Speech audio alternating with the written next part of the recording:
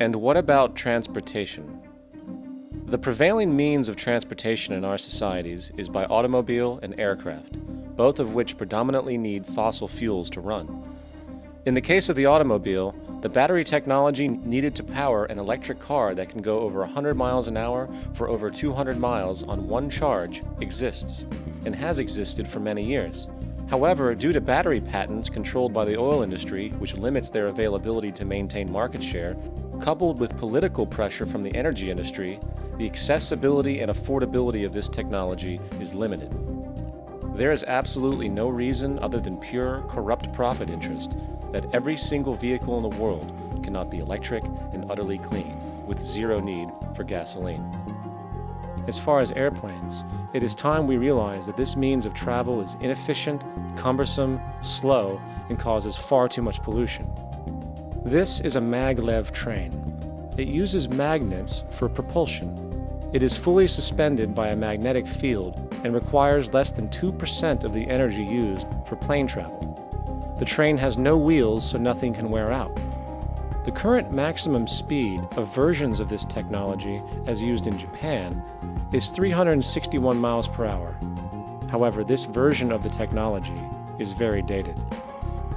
An organization called ET3, which has connections with the Venus Project, has established a tube-based maglev that can travel up to 4,000 miles per hour in a motionless, frictionless tube, which can go over land or underwater.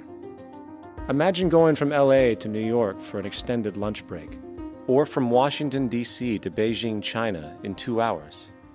This is the future of continental and intercontinental travel, fast, clean, with only a fraction of the energy usage we use today for the same means. In fact, between maglev technology, advanced battery storage, and geothermal energy, there would be no reason to ever burn fossil fuels again. And we can do this now if we were not held back by the paralyzing profit structure. Now, America is inclined toward fascism. It has a propensity by its dominant philosophy and religion to uphold the fascist point of view. American industry is essentially a fascist institution. If you don't understand that, the minute you punch that time clock, you walk into a dictatorship.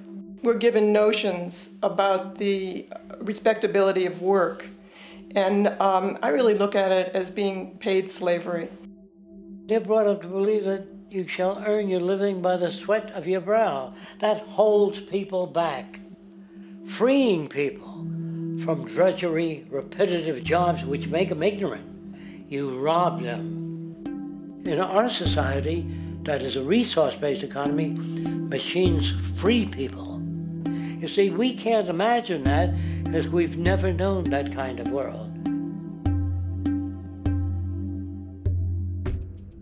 If we look back at history, we see a very clear pattern of machine automation slowly replacing human labor. From the disappearance of the elevator man to the near full automation of an automobile production plant, the fact is, as technology grows, the need for humans in the workforce will continually be diminished.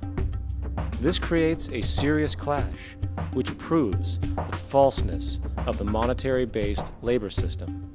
For human employment is in direct competition with technological development.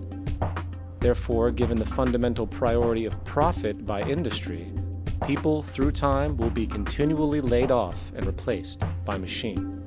When industry takes on a machine, instead of shortening the workday, they downsize. You lose your job, so you have a right to fear machines.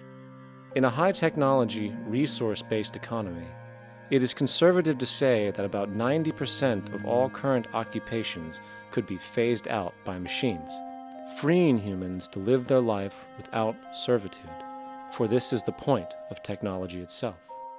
And through time, with nanotechnology and other highly advanced forms of science, it is not far-fetched to see how even complex medical procedures could be performed by machines as well, and based on the pattern, with much higher success rates than humans get today.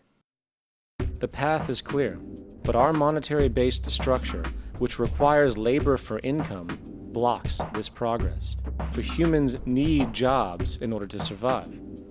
The bottom line is that this system must go, or we will never be free, and technology will be constantly paralyzed. We have machines that clean out sewers. It frees a human being from doing that. So look at machines as extensions of human performance. Furthermore, many occupations today will have simply no basis to exist in a resource-based economy, such as anything associated with the management of money, advertising, along with the legal system itself. For without money, a great majority of the crimes that are committed today would never occur. Virtually all forms of crime are a consequence of the monetary system, either directly or by neuroses inflicted through financial deprivation. Therefore, laws themselves could eventually become extinct. Instead of putting up a sign, drive carefully, slippery when wet, put abrasive in the highway so it's not slippery when wet. And if a person gets in a car they're drunk and the car oscillates a great deal, there's a little pendulum that swings up and back, and that'll pull the car over to the side. Not a law solution. Put sonar and radar in automobiles so they can't hit one another. Man-made laws are attempts to deal with occurring problems, and not knowing how to solve them, they make a law.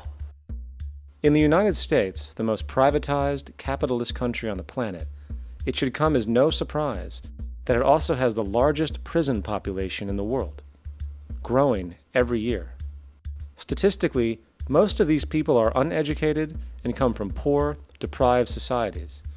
And, contrary to propaganda, it is this environmental conditioning which lures them into criminal and violent behavior. However, society looks the other way in regard to this point. The legal and prison systems are just more examples of how our society avoids examining the root causes of behavior.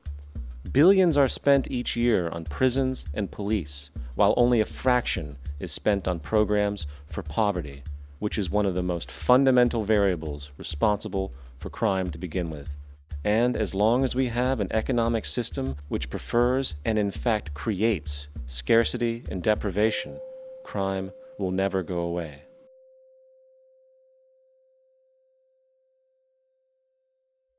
If people have access to the necessities of life without servitude, debt, barter, trade, they behave very differently. You want all these things available without a price tag. Now then, you gotta have a price tag. Well, what'll motivate people? Man gets everything he wants, he just lay around in the sun. This is the myth they perpetuate. People in our culture are trained to believe that the monetary system produces incentive.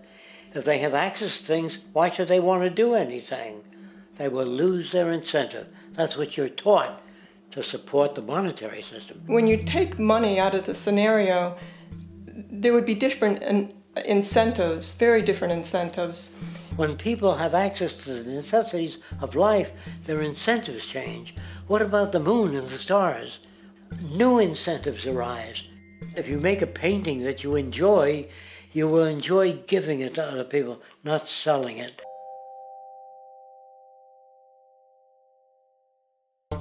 I think most of the education that I've seen today is essentially producing a person for a job. It's very specialized. They're not generalists. People don't know a lot about a lot of different subjects. I don't think you could get people to go to war if they knew a lot about a lot of things. I think education is mostly rote, and they're not taught how to solve problems. They're not given the tools emotionally or within their own field of how to do critical thinking.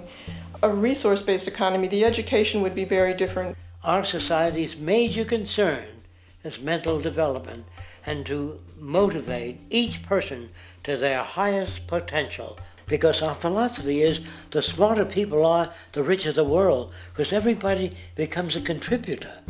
The smarter your kids are, the better my life will be, because they'll be contributing more constructively to the environment and to my life, because everything that we devise within a resource-based economy would be applied to society. There would be nothing to hold it back.